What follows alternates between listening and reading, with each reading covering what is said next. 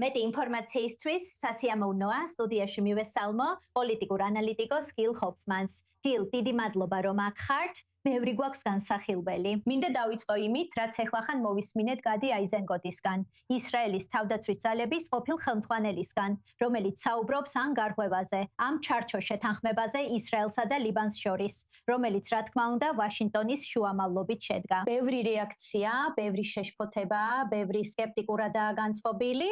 რას იგებთ პოლიტიკურ ასპარეზზე?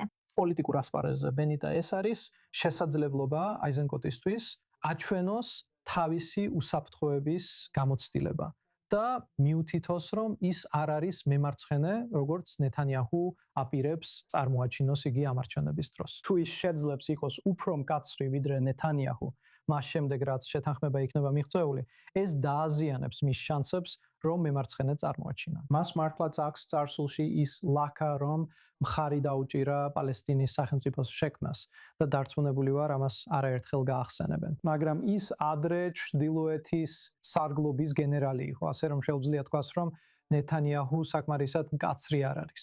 როგორ მიდის მისი საქმე ბენიამინ ნეთანიაჰუს თავარი კონკურენტის რანგში? როცა ბოლო დამოკითხვებში ის ბევრად უსწრებდა სხვა წამყვან კონკურენტებს. გამოკითხვები, რომლებიც ეკითხებიან, ვინ არის პრემიერ-მინისტრობისთვის ყველაზე შესაფერისი კანდიდატი, სწორედ ამ ხრივ აქვს აიზენკოტს უპირატესობა ნობა ნეთანიაჰუზე. მანდატების რაოდენობა პარტიებს შორის იცვლება, მაგრამ ის სულ უფრო და უფრო აღიქმება როგორც სანდო კანდიდატი ნეთანიაჰუს შეცვლისთვის. და კარგი ამბავი აიზენკოტისთვის ის არის, რომ მისი რეიტინგი მუდმივად იზრდება ამ საარჩევნო კამპანიის განმავლობაში. რაც შეეხება სხვა ეგრეთ წოდებული გამოწვევებს და სხვადასხვა გაერთიანებებს, რომლებიც შეიძლება მოხდეს და როგორ შეიძლება განვითარდეს მოვლენები განსაკუთრებით ოპოზიციის ფრონტზე. რას გეუბნებიან შენი წყაროები ამ ეტაპზე? როგორ გამოიყურება სიტუაცია? ბონიტა, ძალიან ადრეა. სიების წარგენამდე კიდევ ბევრი დროა. ხევანდელი ერთ-ერთი რეპორტაჟი ეხებოდა იმას, თუ როგორ გახდა საჯარო ბენეტის სათქმელი თეზისები, სადაც ის საუბრობდა, რომ აქვს პატივისცემა აიზენკოტის მიმართ. მაგრამ რომ მას დასჭირდებოდა გარკვეული დრო სწავლისთვის თუ პრემიერ-მინისტრი გახდებოდა და ამიტომ გჭირდებათ ადამიანი, ვინც უკვე მსახურობდა ამ პოზიციაზე, თქვა მან, წელიწად ნახევარი, რაც სინამდვილეში არ არის მართალი. ეს მხოლოდ 1 წელი იყო. და იცით, ესე რომ ყველა თამაშობს თავის თამაშს. პოლიტიკაში შემოდიან სრულიად ახალი ადამიანები. დღეს საღამოს მოვისმინეთ ელიზარ ბოხის შესახებ, რომელიც ბეით შეემეშის ყოფილი მერი იყო.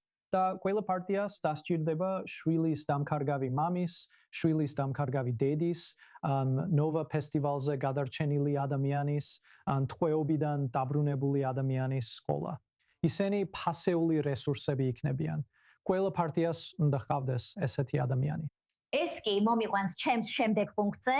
ეს არის ის სიუჟეტი, რომელიც ცოტა ადრე ვნახეთ ჩემი კორესპონდენტის ჯო ბრაუნისგან, რომელიც ბეცალელ სმოტრიჩზე საუბრობდა. და ეს გულწრფელად რო ვთქვათ, გიჟური კომენტარი, რომელიც მან დააკეთა, როცა თავის თავს მიაწერა ის, რომ ისრაელი ტყვეები უსაფრთხოდ დააბრუნა ჰამასის ტყვეობიდან ღაზაში. დღეს ამ ღონისძიებაზე ვნახეთ ოჯახების რეაქციაც. ტკივილი აშკარად იგრძნობა.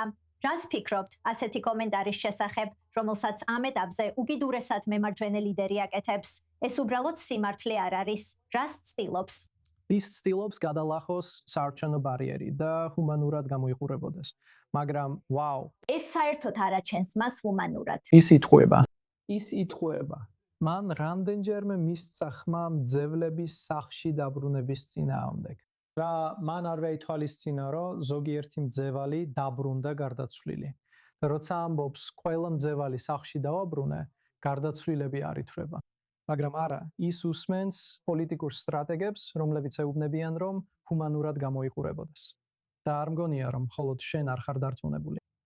როგორც ჩანს, ის სტრატეგია, რომელიც იქ სადა ძალიან ცუდად შემოუბრუნდა. მინდა შენი სხვა აზრიც მოვისმინო ბენიამინ ნეთანიაჰუს კომენტარებზე ფართო ეროვნული მთავრობის შესახებ და იმაზე, რომ მომავალში შესაძლოა ასეთი მთავრობის საჭიროება იყოს. იაირ ლაპიდმა ფრაქციის შეხვედრაზე თქვა, რომ ეს სრული დაცინვაა. ეს უბრალოდ ბოლოს სასოწარკვეთილი სვლა მისი სიტყვებით რომ თქვათ, პრემიერ-მინისტრის მცდელობა როგორმე გააგრძელოს. რას ფიქრობთ მის მცდელობაზე, ამ ეტაპზე, სხვადასხვა პარტიის მიზიდვის შესახებ? კი, მაგრამ მე ძალიან დიდი ხანია პოლიტიკას ვაშუქებ.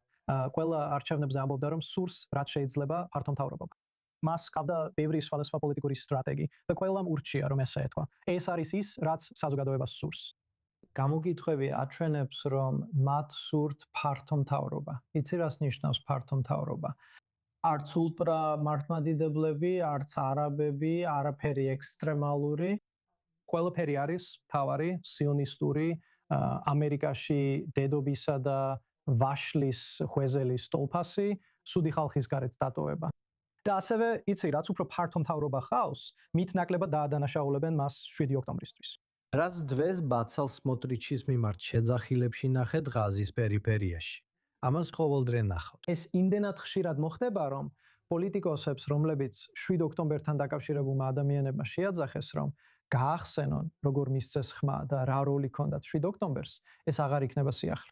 თქვენთვის ეს ძალიან მოსაწყენი გახდება. თქვენ აბსოლუტურად მართალი ხართ, ოქტომბრამდე ჯერ კიდევ დროა, ამავე დროს ხალხმა იცის რა აქვთ გულში, ჩვენ დავაკვირდებით. გილ ჰოფმანი, როგორც ყოველთვის, მადლობას გიხდით სტუდიაში ყოფნისთვის. დიდი მადლობა.